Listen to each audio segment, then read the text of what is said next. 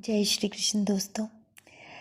आज मैं आपको 7 मोक्षदायिनी पुरियाँ जो पुराणों में बताई गई हैं उनके विषय में बताऊंगी।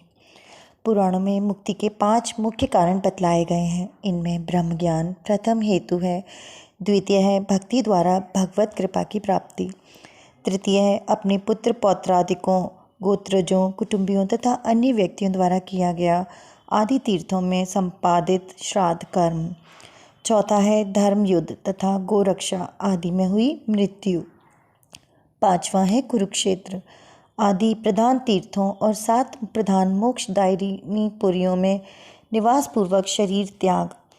पुराणों में तीर्थों के महात्म्य को विस्तार से बतलाया गया है।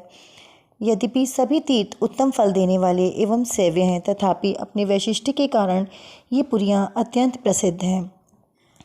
अयोध्या, मथुरा, मायावती अर्थात हरिद्वार, काशी, कांची, अवंतिका, द्वारावती, ये 7 पुरियाँ मोक्ष प्रदान करने वाली हैं।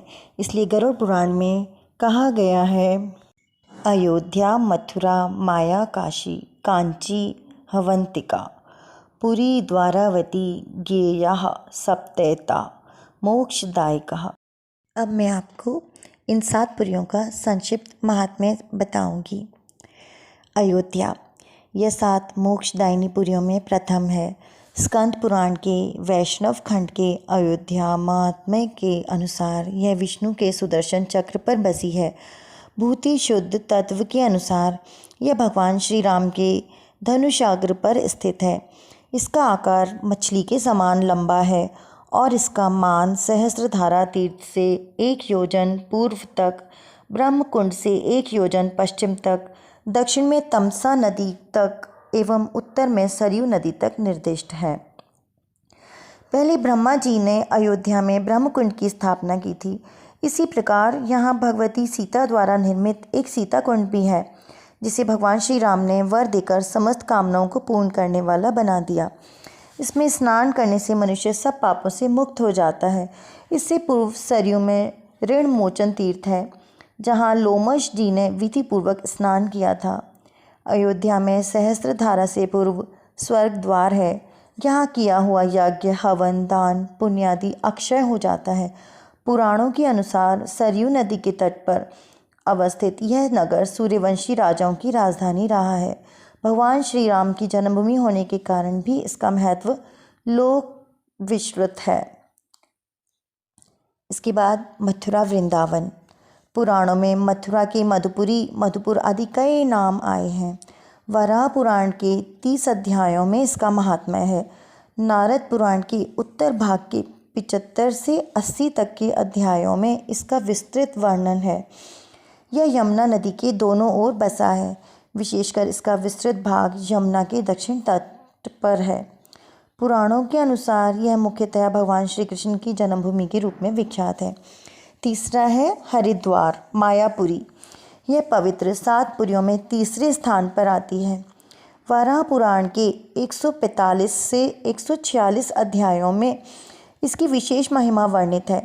ब्रह्मांड पुराण के अंतिम खंड के 40वें अध्याय में भी इसकी महिमा है। सती देवी की मूर्ति एवं शक्तिपीठ होने के कारण यह विशेष प्रसिद्ध है। कनखल से ऋषिकेश तक का प्रांत मायापुरी कहा जाता है। गंगा जी पर्वत से उतरकर सर्वप्रथम यहीं समतल भूमि पर प्रवेश करती हैं, इसलिए इसका दूसरा नाम गंगा द्वार भी है। इसके दोनों ओर पवित्र तीर्थों की स्थिति है।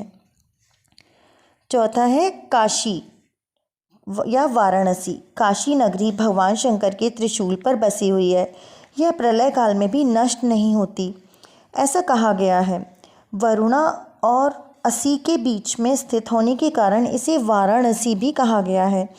यहाँ राजघाट से लेकर दुर्गा घाट, सिंधिया घाट, ललिता घाट, केदार घाट, मणिकर्णिका आदि सैकड़ों घाट हैं। विश्वेश्वर लिंग स्वरूप विश्वनाथ मंदिर, अन्नपूर्णा मंदिर, ज्ञानवापी, डुंडीराज गणेश, दंडपाणी, लांगलीश्वर, दुर्गा मंदिर, हनुमान मंदिर, संकट मोचन, पिशाच मोचन तथा सहस्त्रों अन्य मंदिर एवं पवित्र तीर्थ स्थान हैं, जो अविमुक्त क्षेत्र काशी की शोभा बढ़ाते हैं। काशी की महिमा पर काशी रहस्य और काशीखंड 2 विशाल ग्रंथ हैं। 5वीं पुरी है कांची। पेलार नदी के तट पर स्थित शिव कांची एवं विष्णु कांची, इन 2 नामों से 2 भागों में विभक्त यह हरिहरात्मिकापुरी है। शिव कांची विष्णु कांची से बड़ी है। यह मद्रास से 75 किलोमीटर दक्षिण पश्चिम की ओर स्थित है। यहाँ का मुख्य मंदिर एकाग्रेश्वर मंदिर है। इसमें वामन मंदिर, कामाक्षा मंदिर, सुब्रमण्यम मंदिर आदि तीर्थ हैं एवं सर्व तीर्थ सरोवर भी है। विष्णु और कांची में वरदराज स्वामी तथा देवराज स्वामी के मंदिर हैं। इनके अतिरिक्त और कई अन्य भी मंदिर हैं। ब्रह्मांड पुराण में कांचीपुरी की महिमा विशेष रूप से वर्णित है। 6ठी पुरी आती है अवंतिका या उज्जैन। उज्जैन को पृथ्वी की नाभि कहा गया है। यहाँ महाकाल का ज्योतिर्लिंग और हरिसिद्धि देवी की शक्तिपीठ प्रसिद्ध है। पुराणों के अनुसार यह हैहय वंशी राजा कार्तवीर्य की भी राजधानी रही है।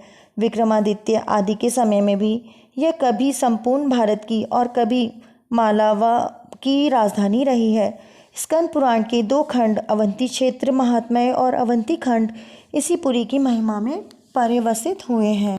क्षिप्रा नदी उज्जैन के ठीक बीचों बीच से बहती है। यहाँ बड़े गणेश, सिद्धवट, काल भैरव मंदिर, यंत्र महल, माधव क्षेत्र, अंकपाद आदि विशेष प्रसिद्ध हैं।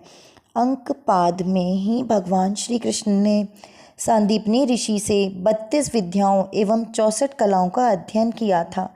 इसमें विल्वकेश्वर महादेव, रुद्र सरोवर, नील गंगा संगम, दशाश्वमेध, व्यास तीर्थ आदि भी प्रसिद्ध हैं। 7वीं पुरी आती है द्वारिका। ये चारों धामों में भी परिगणित है। स्कंद पुराण का प्रभास खंड इसकी महिमा रूप में निबद्ध है। इसके पहले भी द्वारावती, कुशस्थली आदि कई नाम रहे हैं। यह वर्तमान गुजरात प्रदेश के काठियावाड़ जिले में पश्चिम समुद्र तट पर स्थित है। पुराणों के अनुसार भगवान श्री कृष्ण के शरीर त्याग के बाद द्वारिका समुद्र में डूब गई थी। फिर भी उसके कुछ अवशेष अब भी स्थित हैं। भगवान श्री कृष्ण ने अपने जीवन का अधिकांश भाग यहीं व्यतीत किया। इनके पहले यहाँ ककुदमी का राज्य था, जिसकी कन्या रेवती से बलदेव जी ने विवाह किया था। प्रभास खंड के अनुसार द्वारिका के प्रभाव से कीट, पतंग, पशु पक्षी आदि भी मुक्त हो जाते हैं। यहाँ निष्पाप सरोवर, रणछोड़ जी का मंदिर, श्री कृष्ण महल, बल्लभाचार्य जी की बैठक, वासुदेव मंदिर, शंखो द्वार तीर्थ, नागनाथ, पिंडारक तीर्थ, कामनाथ, माधवपुर, नारायण सरोवर आदि कई महत्वपूर्ण तीर्थ हैं। जय श्री कृष्ण दोस्तों। अगर आपको मेरा वीडियो पसंद आया हो, ये जानकारी अच्छी लगी हो, तो आप मेरे चैनल को सब्सक्राइब करें और वीडियो को लाइक और शेयर ज़रूर करें।